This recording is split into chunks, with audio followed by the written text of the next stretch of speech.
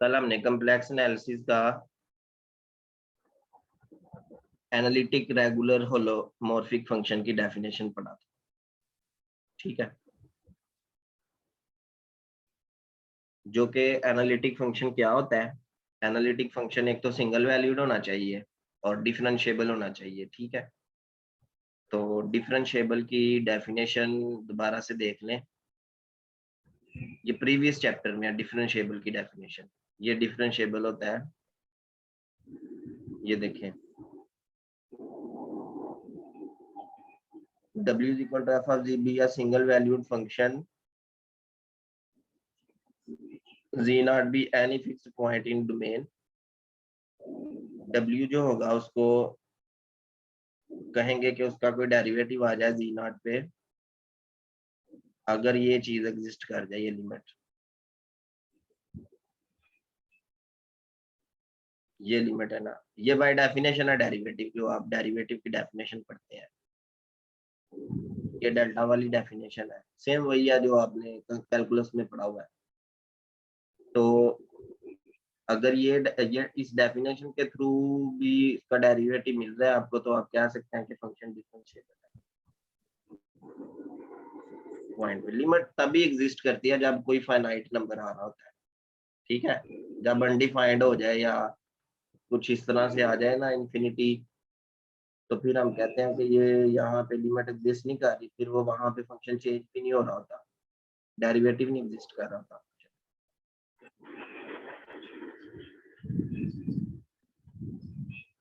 ये एक हमारे पास क्राइटेरिया है, इसको इसके जरिए हम बता सकते हैं कि ये फंक्शन क्या है, एनालिटिक होता है कि नहीं। W of z to be analytic is that the four partial derivatives exist are continuous and satisfy CR equations। तो कहने का ये मकसद है कि ये जो CR इक्वेशन है ये क्या होती हैं। CR इक्वेशंस के लिए सबसे पहले नंबर पे जो आपके पास फंक्शन है W is equal to f of z, इसको रियल एंड इमेजिनरी पार्ट में आप कन्वर्ट कर लें, u of x, y plus iota v of x y। अब u और v जो है ना, ये हमारे पास रियल और इमेजिनरी पार्ट्स हैं, कम्प्लेक्स वैल्यूड फंक्शन के रियल एंड इमेजिनरी पार्ट्स हैं। अब यहां से आगे बात शुरू होगी, वो ये है कि जो CR इक्वेशंस हैं वो u और v पर डिपेंड कर रही होंगी। Partial u by partial x is equal partial v by partial y, partial u by partial x is equal to partial v by partial y, के इसका with respect to x,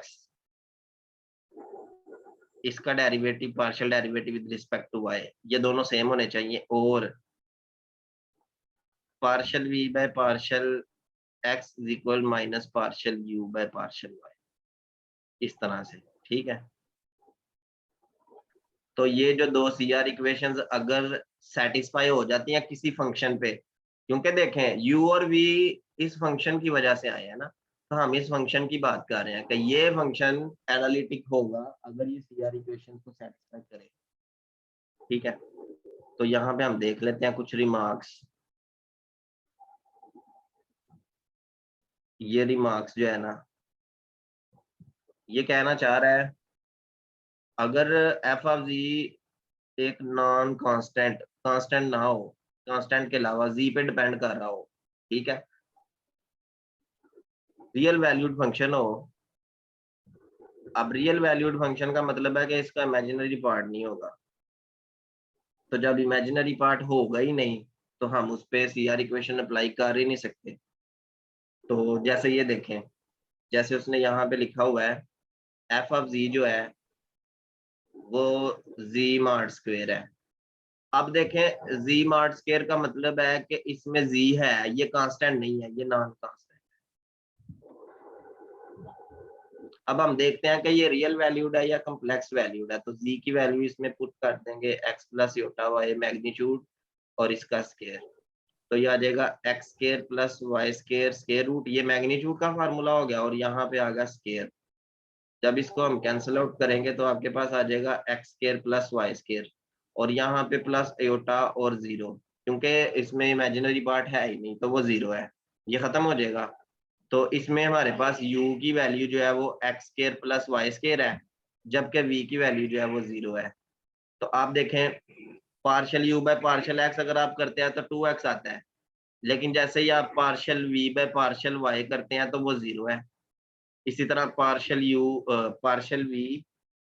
v का with respect to x भी derivative अगर आप करते हैं तो वो भी 0 है। तो CR इक्वेशन तो यहाँ पे होल्ड नहीं कर रही।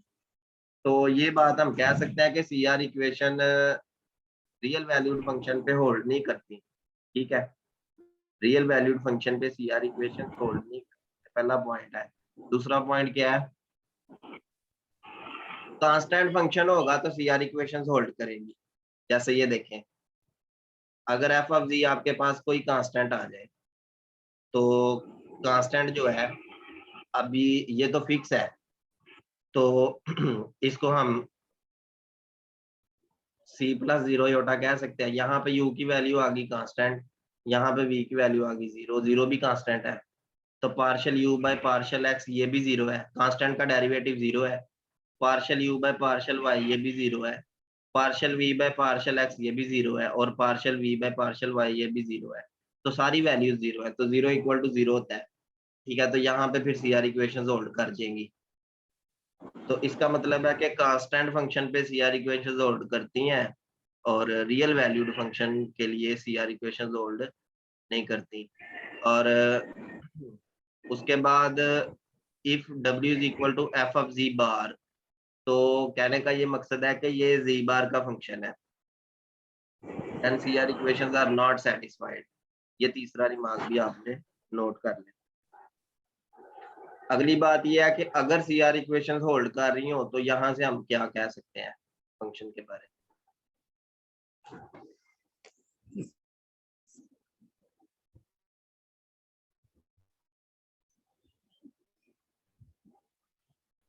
ये रिमार्क देखें, अगर एक फंक्शन एनालिटिक है तो CR इक्वेशंस 100% होल्ड करेंगे, 100%। लेकिन अगर CR इक्वेशंस होल्ड कर रही हैं तो जरूरी नहीं कि फंक्शन एनालिटिक हो, वो मे और मे नॉट है।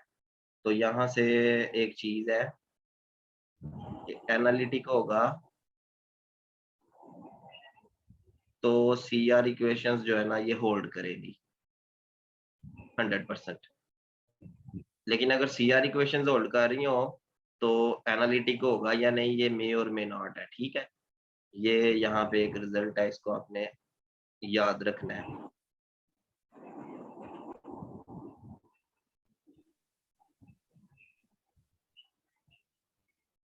बस ये यही चीजें यहाँ पे देखने वाली हैं। अब हम आगे चलते हैं, ये एग्जांपल्स नहीं करनी इसकी।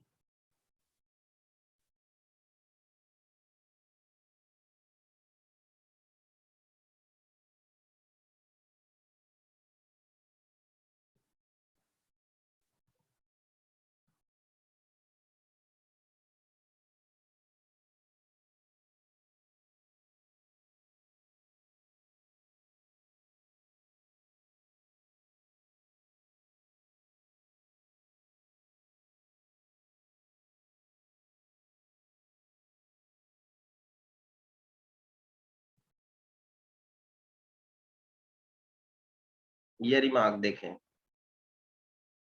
कह रहा है अगर एक फंक्शन में z बार इन्वॉल्व हो तो without verifying CR equations we can say the function is non analytic. तो z बार इन्वॉल्व होने से फंक्शन नॉन एनालिटिक हो जाता है। ठीक है,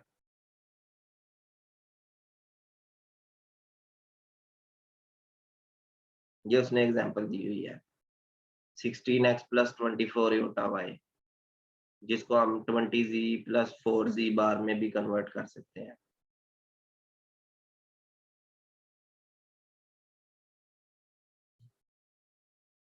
तो ये दो चार बातें हैं इसमें जो याद रखने वाली है, जो रिमार्क्स हैं। PPSC में इस तरह के क्वेश्चन आते हैं।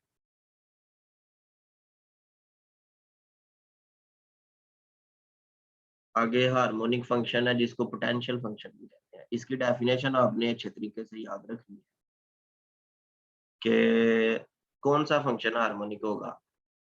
तो यहाँ पे मैं आपको दो बातें बता दूं। पहली बात ये है, अगर आप एनालिटिक वाली बात करते हैं तो एनालिटिक वाली बात हो रही है एफ ऑफ जी के लिए, एफ ऑफ जी के लिए, ठीक है। अगर आप सी आर इक्वेशंस वाली बात करते हैं तो वो बात हो रही है यू और वी के लिए, क्योंकि सी आर इक्वेशंस यही है ना, partial u by partial x equal to partial v by partial y. इसी तरह partial u by partial y is equal minus partial v by partial x. तो ये यू और वी के लिए सी आर इक्वेशंस की बात हो रही है। तीसरे नंबर पे अगर हार्मोनिक फंक्शन में हार्मोनिक फंक्शन की बात की जाए तो वो भी यू और वी के लिए बात हो रही है, ठीक है। तो एनालिटिक एफ ऑफ जी के लिए बात होती है और सी आर इक्वेशन यू और वी के लिए, ठीक है। तो हार्मोनिक फंक्शन क्या होगा अगर वो सेकंड पार्शियल डेरिवेटिव एग्जिस्ट कर रहे हो और ये लप्लास इक्वेशन जो है ना उसको सेटिस्फाई करे, मतलब double partial derivative with respect to x plus double partial derivative with respect to y add करने से आंसर 0 आ रहा हो, मतलब कि partial square u over partial x square plus partial square v over partial y square. अगर ये 0 आ रहा है तो हम कह सकते हैं कि यू हार्मोनिक है। अगर ये यू है, ठीक है, इधर भी यू और इधर भी यू। अगर आ रहा है partial square v over partial x square plus partial square v over partial y square, ये भी 0 आ रहा है तो हम कह सकते हैं वी भी हार्मोनिक है, ठीक है। तो ये जो partial square over partial x square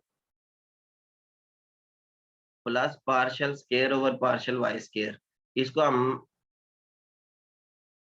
del square भी कह सकते हैं, ठीक है, जिसको हम लप्लास ऑपरेटर कहते हैं, लप्लास ऑपरेटर। तो कह सकते हैं कि डेल स्केयर यू अगर 0 आ जाए तो यू हार्मोनिक होगा, डेल स्केयर वी अगर 0 आ जाए तो वी भी हार्मोनिक होगा। अब हम देखते हैं क्या कोई ऐसा क्राइटेरिया है जो हम इसको रिलेट कर सकें।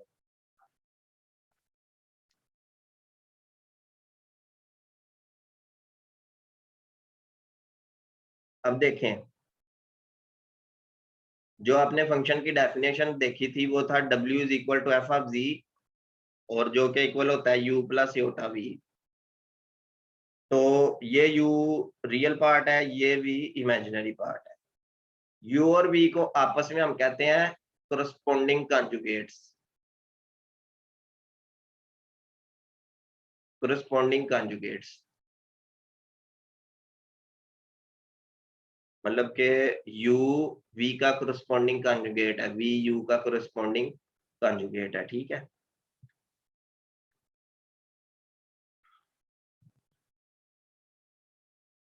तो इसमें ये बात है कि पेपर में जो है ना आपको एक ये भी क्वेश्चन छोटा सा आ सकता है कि आपको मैं यू दे दूं, यू इज गिवन,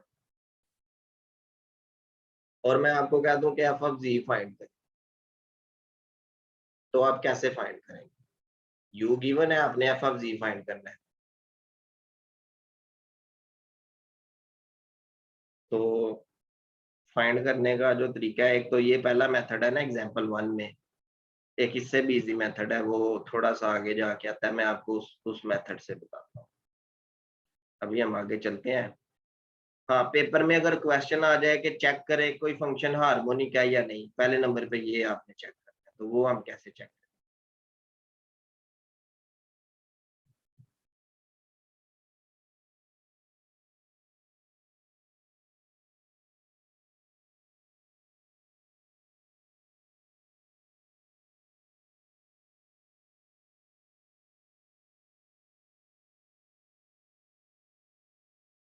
अच्छा, ये एग्जांपल 2 की स्टेटमेंट आप याद रखिएगा कि कोई भी हार्मोनिक फंक्शन हो, पार्शियल स्केयर यू और पार्शियल जी बार ये 0 होता है, मतलब यू हार्मोनिक है तो इस चीज को सेटिस्फाई कर रहा होगा यू, ठीक है। ये रिजल्ट लिख लीजिएगा। अभी मैं जो ढूंढना चाह रहा हूँ वो ये है, ये देखें जी, ये मिल गया है। हाँ, ये वर्किंग रूल भी मिल गया। और यहाँ पे पहले ये मैं आपको बता दूं कि आपको क्वेश्चन आ जाता है कि ये फंक्शन हार्मोनिक है या नहीं, तो आपने इस फंक्शन पे लप्लास ऑपरेटर अप्लाई कर देना है। मतलब u इज इक्वल, u किसके इक्वल है जी, साइन एक्स का cos hyperbola y, sine x cos hyperbola y। अब हमने बताना है कि ये हार्मोनिक है या नहीं, तो लप्लास ऑपरेटर इस पे अप्लाई कर देते हैं। तो लप्लास ऑपरेटर जो है वो ये है कि partial square u over partial x square plus partial square u over partial y square, हमने ये फाइंड करना है। तो पहले इसका with respect to x derivative निकालें, partial u by partial x। तो cos हाइपरबोला y कांस्टेंट है, sin x का आ गया cos x, cos x cos hyperbola y। Again derivative partial square u over partial x square, तो cos x का आ जाएगा minus sin x cos hyperbola y। ठीक है जी। इसी तरीके से partial u by partial y with respect to y निकाले हम डेरिवेटिव, तो sin x कांस्टेंट है, cos हाइपरबोला y का डेरिवेटिव होता है sin हाइपरबोला y, और partial square u over partial y square further derivative, तो ये sin x और ये cos हाइपरबोला y। अब इनको ऐड करते हैं, तो जब आप इसको और इसको ऐड करेंगे तो ये कैंसिल होके जीरो नहीं हो जाएगा, जीरो हो जाएगा ना। सेम वैल्यूज है, प्लस माइनस साइन है, ये माइनस में है ये प्लस में है, इसका मतलब है कि u इज हार्मोनिक। तो ये मल्टीपल चॉइस में भी आपको आ सकता है, कोई भी फंक्शन दे के वो पूछ सकता है बताए जी हार्मोनिक है या नहीं।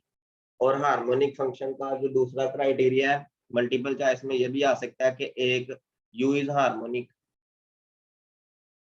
इफ 4-5 ऑप्शन होंगे, आपने ये वाला ऑप्शन सेलेक्ट करना है, partial square u over partial z bar equal to 0।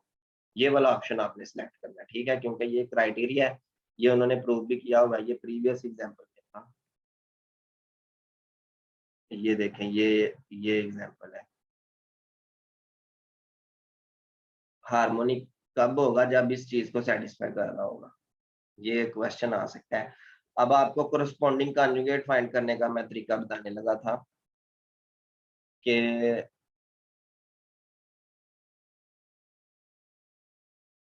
u आपको गिवन होगा, आप v फाइंड कर लेंगे और f ऑफ z भी आप फाइंड कर लेंगे। कैसे?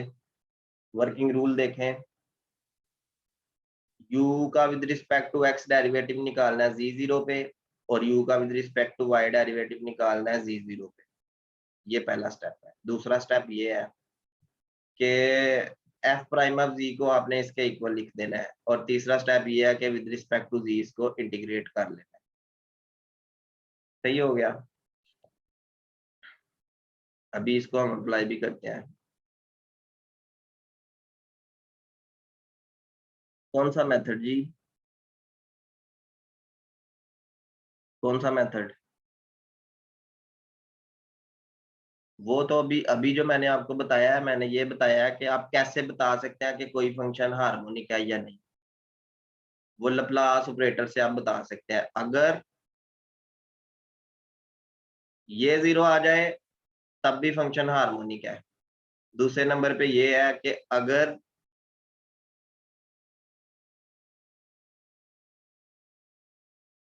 ये जीरो आ जाए तब भी फंक्शन हार्मोनिक है।